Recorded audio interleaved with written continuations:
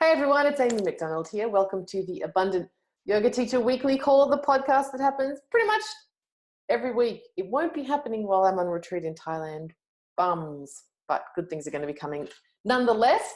Today we're going to be talking about three really powerful questions that I posed to my mastermind group yesterday for their first call for 2019. So one of the things that we'd like to do there in the Keep Growing Mastermind is to, at the beginning of our sort of time together, get really clear on what our business intentions are and create ourselves a bit of a business plan. And so that's what we did in our first call, and we took about 2 hours to get there. I'm going to share with you today the little pithy piece, which I think could be really helpful for you. And it's not business planning as you would normally consider it. And let's face it, if you've been in this community and listening to my podcast for any period of time so far, you'll appreciate that actually I'm not a huge fan of doing standard business practices. You know, we would all go have jobs that involved pencil skirts and pumps. Is that still a thing? That's how long I've been out of corporate. If that was the case, or suits, whatever. So I'm going to be sharing with you three questions that I really think if you ask yourself these questions and give yourself the time to sit with the answers, they will be of deep benefit to you. But before we get to that, I do have some super exciting and special announcements. The first one, holy catfish Batman, I'm so excited about this.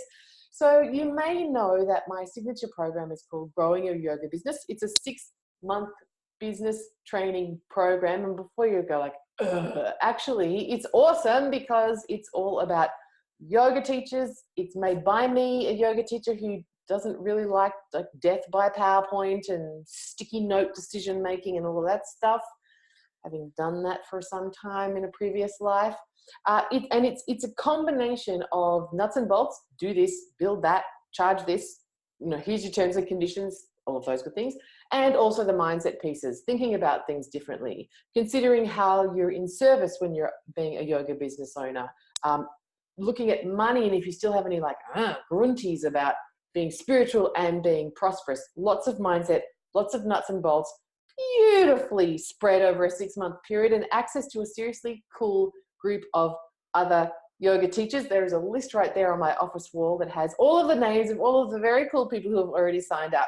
Check it out at amymcdonald.com.au/grow your yoga biz. Now, what's really cool about all of this is that right now I have a seriously awesome bonus. It is the seriously awesomest bonus that is going to be available during this intake for GYYB, and it's this. When you sign up before the 20th of January for the Growing Your Yoga Biz program, you will also receive a 3-hour coaching intensive with me. Yes. That's 3 hours of coaching time.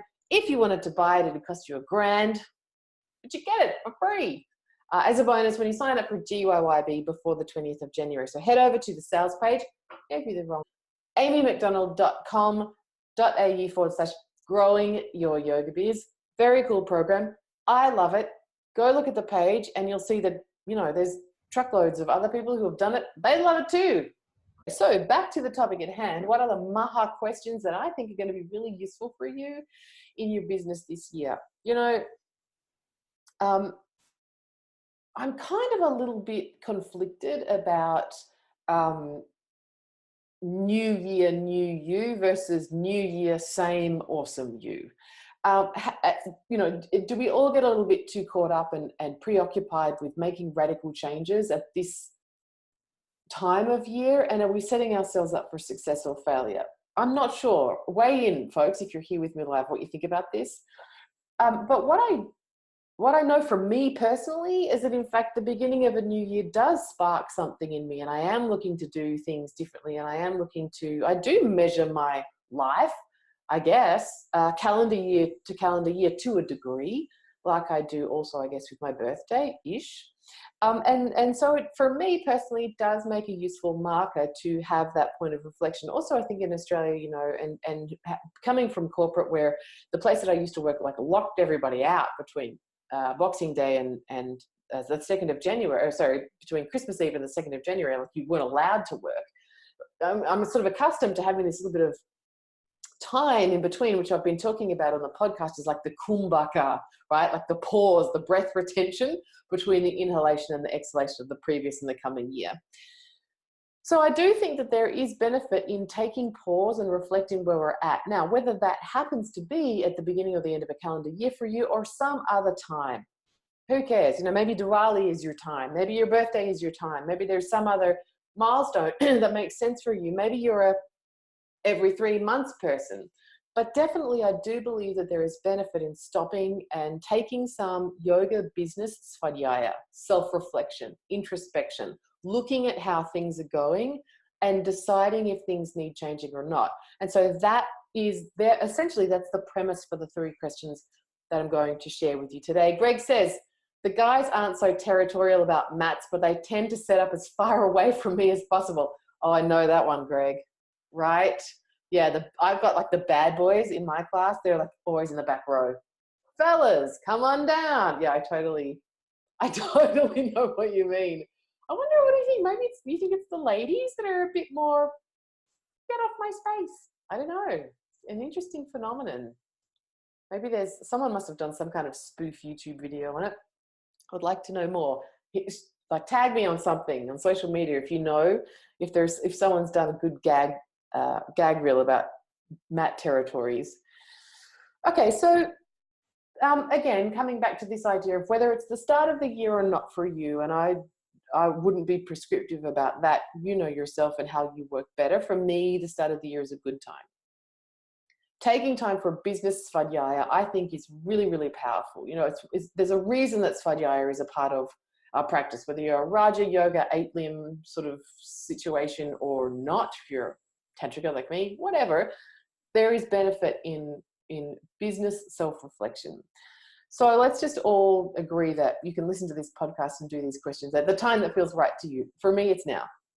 And for the people in the Keep Growing Mastermind, it's now. And for everybody who's enrolling in Growing Your Yoga Business, it's now. And probably everyone who's coming on retreat, it's now. It's quite a good time, I think. If you look at the professional development industry, that's the personal development industry and sort of self-improvement, these sorts of spaces where there are lots of amazing, powerful teachers looking at, personal advancement, looking at making changes, looking at, being your best self, looking at high performance, these sorts of phrases. One of the common teachings that I really appreciate in that space is the importance of recognizing that in order to conduct yourself differently, you can't actually do that in the state that created your current reality. So, for example, the year that I had in business, 2018, great. Enjoyed myself, met great people, got to serve in a way that was meaningful to me, got to spread yoga like a virus. Excellent. My dharma, loving it. And I was able to create that year in my business because of who I was at that time. Hey, Susan, good to see you here. I got a question for you. Susan, actually, I got to remember to ask it. And so in looking to do things differently in 2019, and I absolutely do want to do things differently in 2019, there are important changes that I'm looking to make, and I'm really excited about them. New projects that I'll be sharing with you all over the year. Different amounts of time I want to invest in my business. I'm looking to actually start another business as well as this one. So there's some really exciting things that are coming up for me in 2019. And what I know is this Amy created 2018's year of business. And to create something new and fresh and different that's going to require more of me and is going to really attune to my current passions and is going to stretch me in a way that feels really satisfying, I need to become different. But I can't create a future with this version of myself. Type me some comments if this is kind of making sense. I don't normally get this new age and esoteric on the podcast, but it's January. I'm about to go to Thailand. We're going to have a great time. Danny's already there, eating pad thai for my whole community. Love it. Catherine says, yes, it makes sense. Awesome. So we need to assume the version of ourselves that is the person that is going to be able to call in the reality that we're seeking to create. So that looks like, part of it looks like the nuts and bolts stuff. Are you actually displaying the habits of the sort of the person that you know you need to be, hint, closer to your true nature, to manifest that reality or not? At the gym today, talking to the owner of the gym that I go to, and I was just like miserable about, we've been coming here for 6 months and I've been doing all of this stuff and nothing's changing. You know, it's that thing of, if you keep doing the same thing and you're not, you know, it's not bearing the fruits that you're looking for, maybe you need to do something differently. And it's the same right now at this point in time. If you know that you're set for something else, like Greg blowing it up in his business in 2019, and so the Greg that does that is different from the Greg that made the reality of 2018. Very different. You have to be a different person. Some of it is habits, behavior, stuff that you actually do. You know, do you need to, I don't know, what do people do? Like, here's what people do now. They quit sugar, they quit smoking, they go on like a, what is it, Feb fast, like all of those sorts of things. Do you need to get out your journal and start using it again? Do you need to recommit to your daily meditation practice? Get back on the goddamn cushion. Are you signing up for yoga classes? No, maybe it's not just your students. Maybe you're getting back on it. My teacher has just launched a new online classes platform. Yes. I don't know. What is it? These sorts of externally focused changes. And at the same time, in order to be the version of you that is capable of creating the reality that you desire, there needs to be the inner work as well. And this is, again, where it gets a little bit esoteric and woo-woo, but I know that at least half of y'all are more woo-woo than I am, so I'm going to go for it. So this is the part about how you feel about yourself, what you think about yourself. This is about your self-talk and how you're choosing to show up energetically in any given moment. What is it that needs to shift internally in order for you to be the version of yourself that is now set and ready to go create the reality that you're looking for in 2019? Whether that's, you know, this applies across your business, but all facets of your life, you know, your relationships, your finances, your business, your family life, your home, whatever it is that you're seeking to change. We need to look at the external level. What are the habits? What are the behaviors? What is the shit that you are doing that is getting in your way and you know it? Or what are the things that you have never done before, but maybe you would like to start doing because you will need to in order to be that person? So maybe that's, you know, get yourself some new training, sign up for GYYB. Maybe that's, I don't know, change your diet. Maybe that is hire a personal trainer. Maybe that is buy yourself a truckload of books and actually commit to reading them. That was an overshare of my own life in case you couldn't see through it.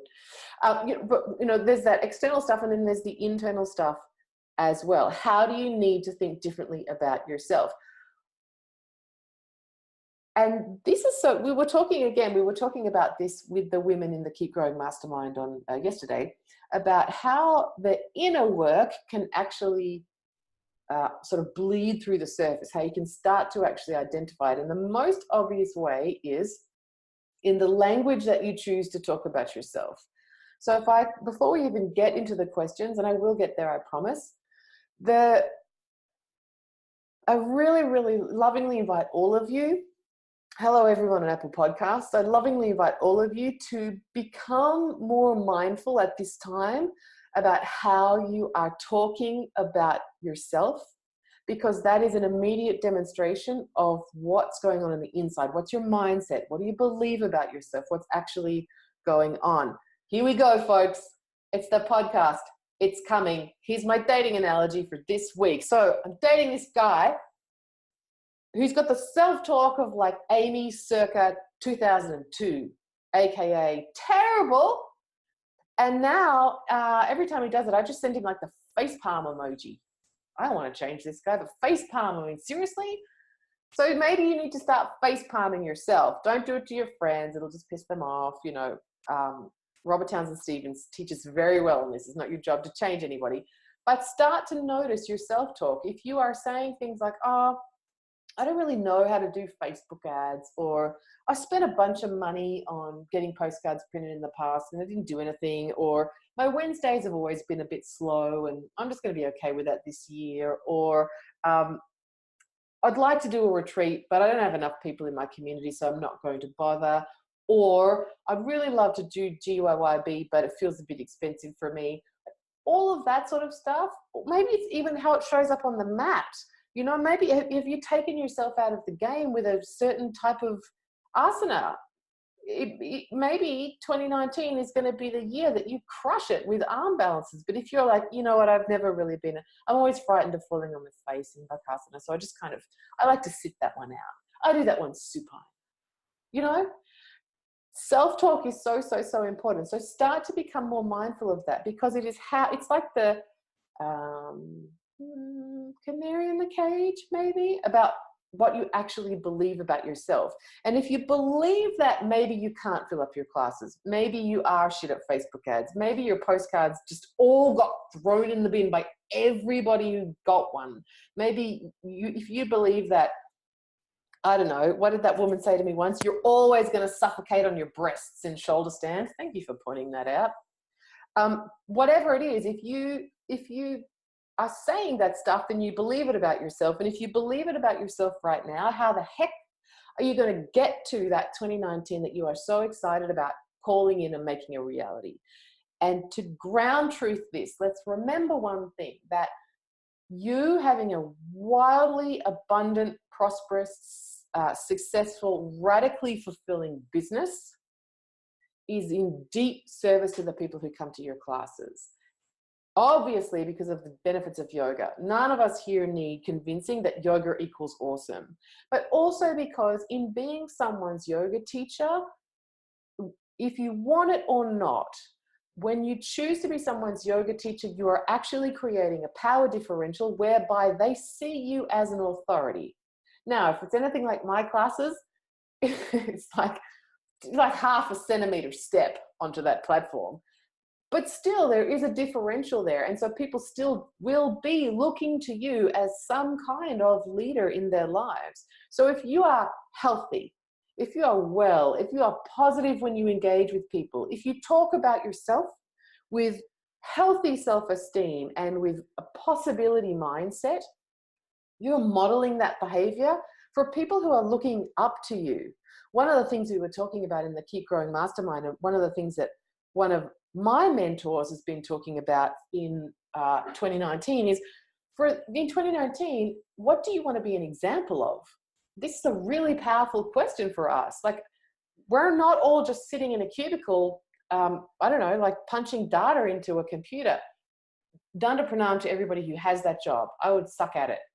But, you know, we're actually interacting with people, whether you're like crushing it on Facebook Lives like Greg is, doing podcasts like I am, taking people hiking like Susan is, or hanging out with people's kids, or whatever it is that you're doing, just showing up and teaching your classes, you are in contact with people and they are looking to you as, at least in part, some kind of authority in their lives. So you have this role model status, whether you like it or not, whether you sign up to become a yoga teacher or not, you have it.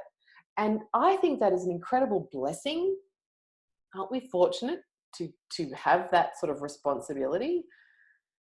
But also, I really feel it can compel us to stay true to those changes that we desire for ourselves. It can compel us to, it's almost like some external accountability to help you stay in that vibration of the person you desire to be in 2019 in order to call in the changes that you're looking for in your life and your business. Jodis says, if you always do what you've done, you'll always get what you've got. Jodie, if you were in charge of this podcast, it will go for like 4.5 minutes. Way to be succinct, honey. Jodie writes Jodie writes like the Shiva Sutras. Amy writes the Mahabharata. Like, I can't do concise. Thanks, Jodie, for being so beautifully eloquent and clear. I really appreciate that. I'm going to quote it again. If you always do what you've done, you'll always get what you've got.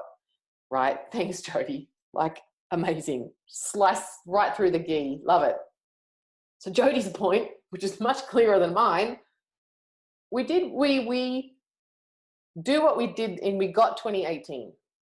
And now we were looking for something else, so we have to be different. So without further ado, because we've had just 25 minutes of ado, here's the questions. Here's the Maha questions. Maha, the big, the massive, the most important. Here's the Maha questions. So I would love it if you are here with me live, like journal on this. Actually write this down. I'm going to, believe it or not, stop talking for a moment between each one so that you can do that. And you might even like to type them into the chat if you feel like sharing them. If you don't want me to read them out, don't type them into the chat.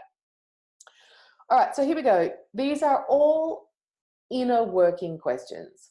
So these are all, these three Maha questions, these three big questions are how you will do what Jodie has suggested, how you will identify what needs changing in you, mindset, belief system, attitude, what needs changing in your inner realm, in the sort of the microcosm of you, in order to be the person that is capable of achieving the results that you desire in 2019. Now, if anybody thinks, if you're new to the podcast and you think, what the hell, Amy has gone all secret, the secret on me, I thought this was a yoga podcast, go reread or re-listen to Paramahamsa Yogananda's autobiography of a yogi, because he teaches so beautifully on, he doesn't call it the law of attraction. I don't know what he calls it. Something that sounds probably that got thy in it, because he spoke weird. He wrote weird. Anyway, go reread that if you want like the yogi version of The Secret. I think that Paramahamsa Yogananda's autobiography of a yogi is the easiest way to get it. There's also kind of fun anecdotes about gurus, and you know Amy likes those. Here we go. Question number 1. In order to achieve the results that you are looking for in your life and business in 2019, and remember, we're talking about inner realm, what do you need to dissolve? Or what do you need to release? Or what do you need to let go of? So again, this is inner realm. It's not like scrubbing stains off your sticky mats dissolve. Inner realm.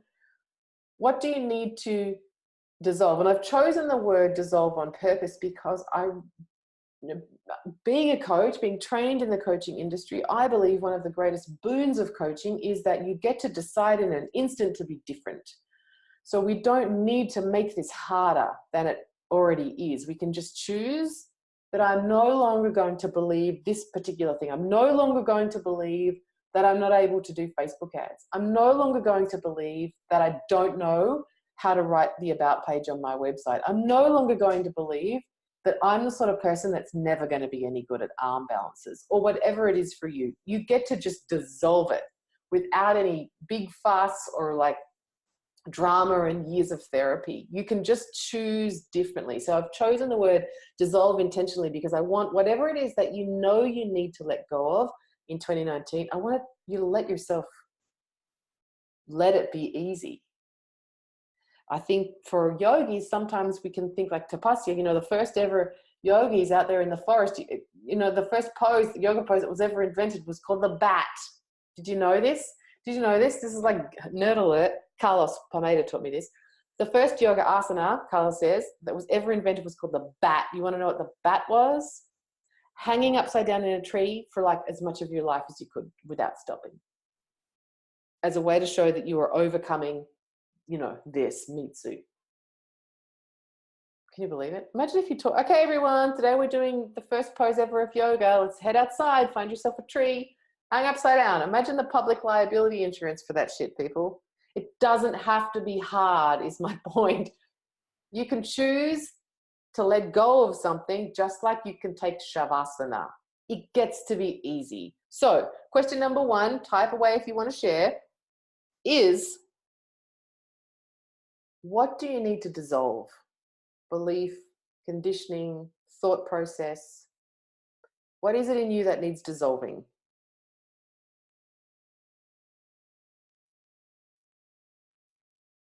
And I'll tell you one of mine, because it's only fair, right?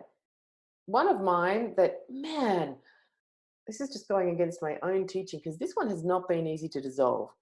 But something from me that needs dissolving is this conditioning that I still have. And I've been doing this yoga business full-time for 3 and a bit years now, but there is still residual conditioning in me from my corporate days, 20 years of that you need to work hard every day, all day, every day. And if I'm not working at least 8 hours, I'm somehow being lazy. Now, I thought I'd kicked that, but it's still kind of hanging around. I caught myself getting back from the gym. I caught myself thinking, I was doing the math. Have I done enough time? Like, how much more hours do I need to do today to be like a good bit? Come on. So I'm dissolving that in 2019. That belief, So 2018 and before, leaving it behind, dissolved. Catherine says, I am not good enough, fit enough, yogi enough to teach and share my love and passion for yoga. Oh, that old chestnut, could you get something original? Isn't it amazing that we do this stuff? I hear this one all the time. Sorry, I've got ticklish nose, folks. And it breaks my heart, oh gosh, it breaks my heart. Have at it, all of those beautiful 20-something former dancer, have at it. We love them, but jeeps, do our people need to see like real folks doing yoga? Not that those fabulous people aren't real folks as well, but all the different types of real folks. Yeah, it's a heartbreaker. But don't you think it's interesting with these beliefs? Because intellectually, we get that that's ding dong stupid. Like, I know. Amy, what are you talking about? You're not going to make more money or serve more people just because you're actually kidding yourself by sitting at your desk, but you're really just looking at other people's Instagram. Like, that's not work. I know this, but the belief is still in there. Great, Catherine. I love it. High five. Jai five. We're dropping our stupid beliefs that don't serve us. Intellectually, we know they're ding dong stupid. And now we get to just say, okay, enough. I'm done. Yeah. Love it. Love. Next one. That was what do I need to dissolve. Next one. What do I need to reframe? What do I need to reframe? So this is reframing, nerdy coaching jargon word, but essentially it's about, okay, there's this thing, and rather than thinking about it like this, I'm going to start to think about it like that. And if you're new to it, it can feel a bit cheesy. I remember when I first started working with my coach in 2015, and because I was still at my corporate job, and so the only time that would work for us was 6 a.m. my time. And so we'd always have our coaching sessions and I'd still be in bed, and it was Skype audio, folks, don't freak out. And, he'd ring me and he'd say, how are you? And I'd say, yeah, I'm all right. And I'd say, how are you? And he'd say, I'm awesome. And he's full out, American accent. I'm awesome. And I'd just think, oh, what a dickhead. And then I started to think, but when he says that, I feel like such a downer. Oh, yeah, I'm fine. I'm all right. I'm fine. And so over time, I wouldn't often say, I'm awesome, but because I'm Australian, we're understated. Fuck that. But I might say, I'm great. You guys, my clients, if you ask me how I am on the phone, I'm like, I'm great. That's a reframe. Actually, life is exactly the same, but I'm choosing to go for great instead of meh. You have these people in your life that got to have at the negative. Like some people in my family that I caught up with over Christmas, bushfires in their town. Their house didn't burn down. Everyone else's house, gone. Theirs, island of safety. Why? I don't know. Divine intervention. Brahma just went, nope. Agni, that one, but not that one. Why not? Leela. But to hear them talk about it, they're like, oh, we feel so guilty that our house didn't burn down. Or we feel terrible. We feel so bad because our house didn't burn down. Now, I get the sentiment of we've got so much compassion and we really feel for everyone whose house burnt down. That must be terrible for them. Yes, compassion, right? We love compassion in yoga. But like beating yourself up because of your own good fortune, that's weird. So here's reframing. Actually, oh my God, we're so blessed. I feel so grateful that our house was spared. And we have compassion for all of the people who lost their homes, of course. And this is what we're doing to help them. So reframing, what is it that you're thinking about that actually needs tweaking?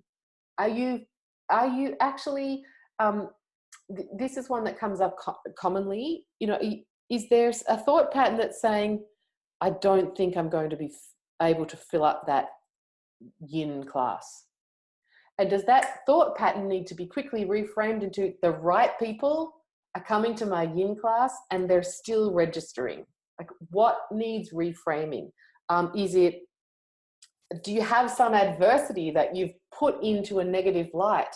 Like, Amy, no more wrist, can't really do a whole lot of vinyasa anymore because bad, dodgy wrists. So rather than, oh my God, I'm a shit yogi, I'm never going to do Tadasana again in my life. I can do like one vinyasa and that's it. It's terrible. How can I teach? Into, you know what, now that I have these injuries, I actually have a whole new understanding of what it's like for my students who have serious physical limitations. And I'm much better at modifying, and I'm much more sensitive when I modify, because I know that it's not just the anatomy, it's also the self-worth that goes along with injury. I didn't have that before, and now I do.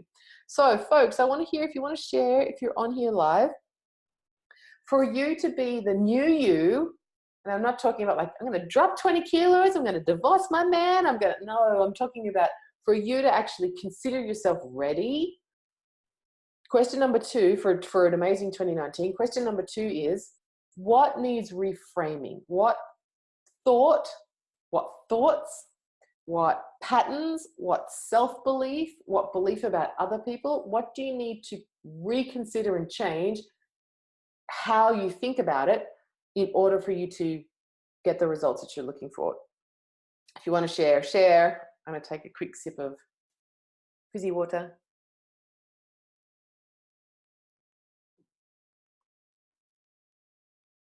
And some of these you may find will overlap, and that's okay.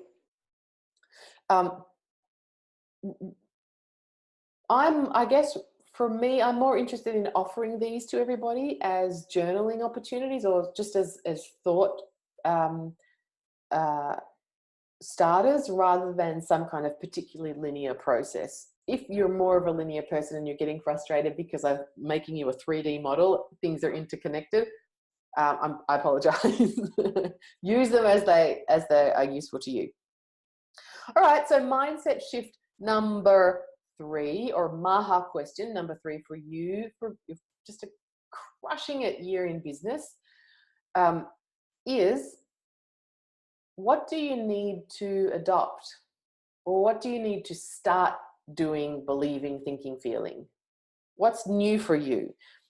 Is there, if you're working, like Catherine said, if you're working on, like, I'm not fit enough, this is not go get yourself an abdo machine or whatever, start lifting, like, I don't know, what do people lift when they don't have weights? Like DIY, I don't know, don't do that. This is about, what do I need to do internally to think about this differently? So it could be, I'm going to adopt a mindset of like fitness. How does a fit person feel? And I'm going to choose to feel like that. We get to choose the emotions that we have. If you want to feel, earlier in the day, I was pissed off as hell. I don't know why, I was just raging. I was like on a Carly rage. I'm driving out of the car park and I'm just like on fire, so angry. And I just like paused for a second and catch myself laughing because it was so ridiculous. Like, I'm getting all angry, and I'm angry that I'm angry, and then I'm angry that I'm angry that I'm angry, and I'm just a hot mess. And then I just went, oh, come on, eh? Let's choose joy. Much better. You could just decide to feel different, actually. one of the coolest things about yoga. I'd take that one over like ripped abs or toned glutes any day. The fact that I can choose how I want to feel about anything, that's some superpowers. They're the cities right there. So what is it that you're going to adopt? What are you bringing in? How you think about things, what you feel about things, what you believe in, what you choose to conform with or not. What are you going to do new? What are you going to adopt? We are open for registrations for Growing Your Yoga Business. What is that? It is my 6-month yoga business training program. It's got everything you need and nothing that you don't. It's made up of 8 modules. 4 of them are nuts and bolts. Build this, do this. This is how you make that. This is what, like, go get stuff done. And 4 modules of mindset, inner work, how you think about things, what you're feeling about things, boundaries, money mindset, visibility, showing up, feeling confident, becoming more masterful as a teacher, authentic voice, all of those good things. It's video trainings, it's workbooks, it's live trainings with me. It's a very cool interactive community from people all over the world. People are already signing up right now. Why am I raving about it now? Because until the 20th of January, when you register, you'll also receive a 3-hour coaching bonus with me, which is $1,000 worth of value, and a great way to really get the most out of the program, because you get a little bit of private coaching along the way with the group program. Great deal. And if you are listening to this on Apple Podcasts, or if you are watching it on my YouTube channel, be a love and subscribe. It's great for my business. Makes me feel not so lonely. Take care, everybody. Bye.